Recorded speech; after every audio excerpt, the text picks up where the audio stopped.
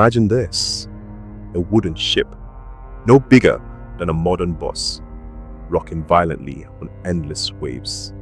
Exhausted sailors whisper in the dark, their eyes filled with fear, their voices dripping with rebellion, and at the center of it all, a man staring into the horizon, certain that the world could be conquered by the sea. That man was Christopher Columbus, and in 1492, his voyage would forever alter the course of human history. But was it courage, blind luck, or something darker? This is the true story of the journey that changed our world.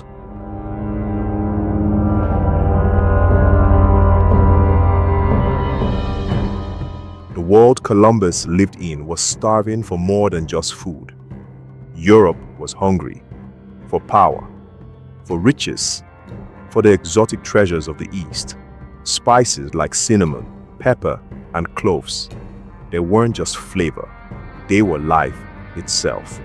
They preserved food, covered the stench of rotting meat, and to the wealthy, they were a symbol of status. But there was a problem. The Ottomans. They controlled the trade routes from Asia to Europe.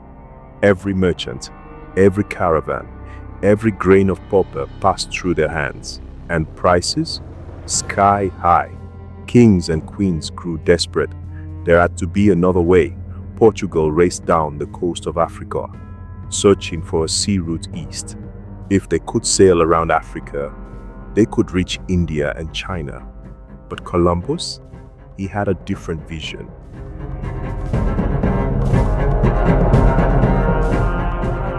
Christopher Columbus was no nobleman.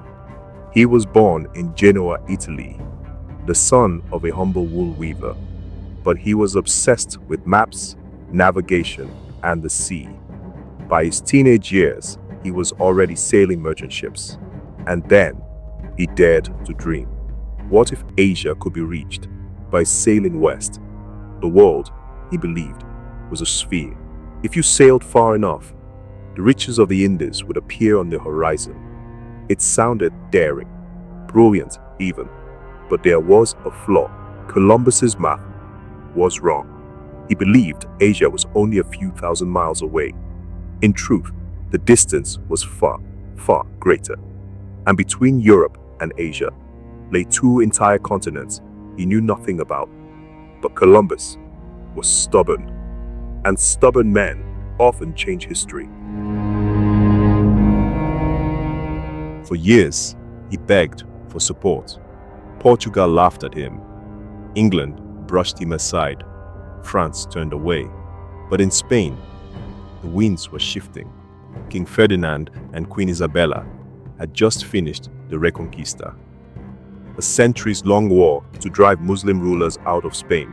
Now they wanted glory, wealth, and a chance to rival Portugal.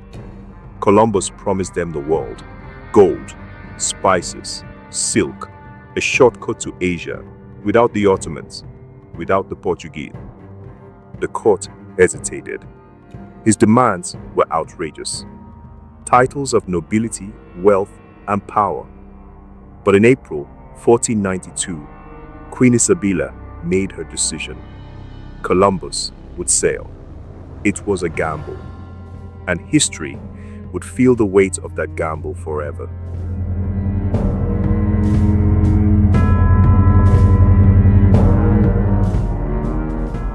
On August 3rd, 1492, 3 ships slipped from the port of Palos: the Niña, the Pinta, and the Santa Maria. 90 men on board, farmers, criminals, adventurers, and sailors, most of whom believed they were sailing into certain death. The ocean was feared. Monsters, they thought, waited beyond the horizon. Some believed the world simply ended. To many, this voyage wasn't discovery, it was suicide. At first, the seas were calm. The men hugged the coast of Africa. Then, they turned west, into the unknown. Days became weeks. Weeks stretched into months. Food rotted, what soured. The men whispered of mutiny. Columbus had a trick. 2 sets of logs, one real, one fake. The fake logs told the men they hadn't traveled as far as they had. It was deception, but it kept panic at bay. Still, the fear grew. Imagine the creaking wood, the endless black of night, the smell of sweat and salt, the whispers of betrayal, knives hidden in the dark. By late September, the crew was ready to turn against him. And then, signs, seaweed, carved sticks, birds flying westward. Land was close, it had to be. Columbus urged them forward, promising wealth beyond imagination.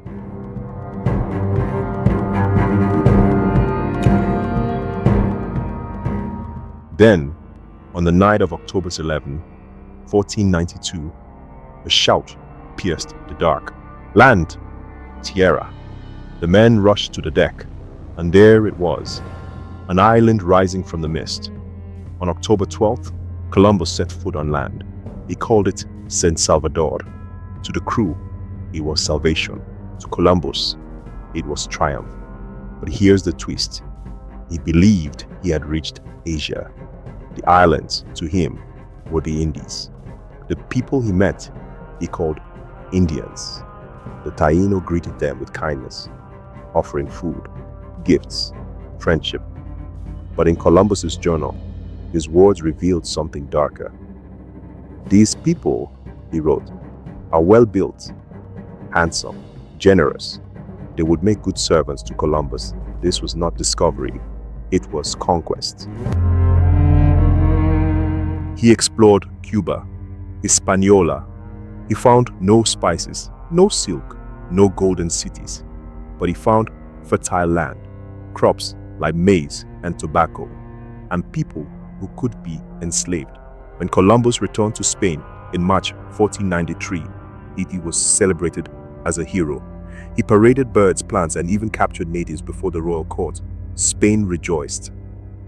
And Ferdinand and Isabella gave him more voyages. But those journeys were not filled with glory. They were marked by rebellion, conflict, and bloodshed. Columbus never found Asia.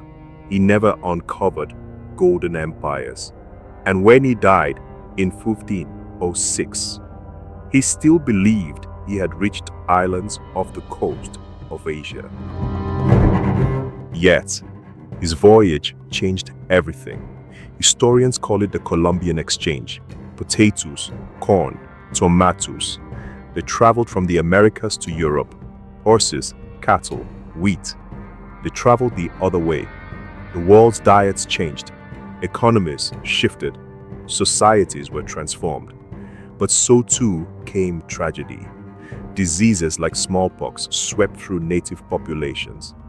Conquest and slavery shattered lives. The world was connected, but at a devastating cost.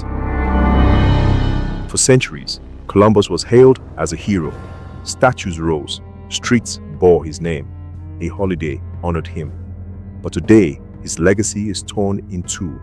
Some call him visionary, others a symbol of conquest and cruelty. What cannot be denied is the impact of his voyage. His ships didn't just cross an ocean. They bridged 2 worlds.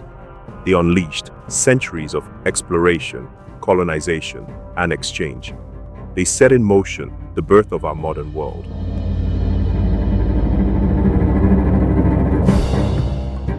In 1492, Columbus carried more than just supplies.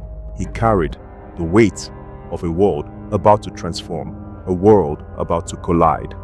And it all began with 3 small ships, a stubborn dreamer, and the courage, or perhaps the arrogance, to chase the horizon.